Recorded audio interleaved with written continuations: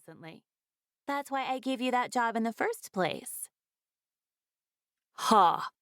He rolls his eyes, a teasing quirk at the corners of his mouth. I do. I just prefer it to be muscular blondes with daddy issues instead of balloons. The conversation snowballs into Jack's latest dating mistake on a long list of many. He'll probably be Poppy's new project once I'm gone.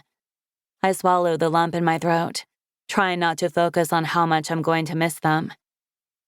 As if she can sense the chink in my armor, Poppy sighs dramatically and says, "It's not too late to back out and look for another job in New York." I'm not sure how many times we can have this conversation before my head implodes.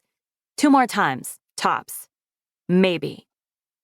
I throw my arm around her shoulders and gently shake her. It's definitely too late for that. I'm going, I confirm. A cold thrill goes up and down my spine. And it's a phenomenal opportunity. When I reached out to my mentor, George Phillips, for advice after leaving Play Media, I'd been expecting some career guidance. Instead, he offered me a job to be his feet-on-the-ground co-author for Blake's authorized biography. I haven't done much writing since my podcast, Coffee with Champions, blew up, and I'm excited to get back to my roots.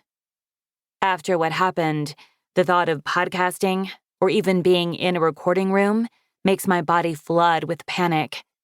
I don't want to be constantly reminded of that. But writing? That's a safe space. It doesn't hurt that I'll be halfway around the world either. Fine, she huffs, crossing her arms over her chest. But then you have to promise me you'll find out how many Sports Illustrated models Blake's slept with. I hit a balloon floating by at her, and she quickly swats it away from her raven black hair to avoid any static aftermath. Poppy's not big on sports, but she's big on celebrity gossip. And Blake's one of the athletes whose prowess has earned him international notoriety and prestige. Those aren't the questions he's going to want to answer, Pop, I tell her. Blake's extremely private. There's also a slight chance I'm already on his bad side after comparing his partying last year to Paris Hilton circa 2006.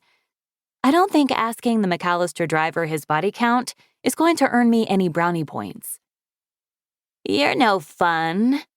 She sticks out her lower lip. At least confirm the rumors that he has a huge dick. I'd like to know that one too. Jack agrees, with an aggressive head nod. Honestly, if you could make a comparison chart of every driver's dick size, I feel like that would be really beneficial to us all.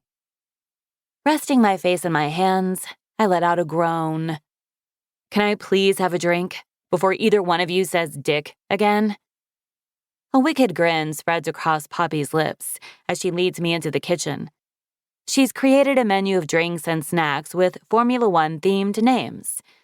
I take a small sip of my McAllister martini, cringing as the strong taste burns my throat. This isn't a martini. It's a hangover in a glass. I hate him, Poppy announces to no one in particular. It's his fault you're leaving.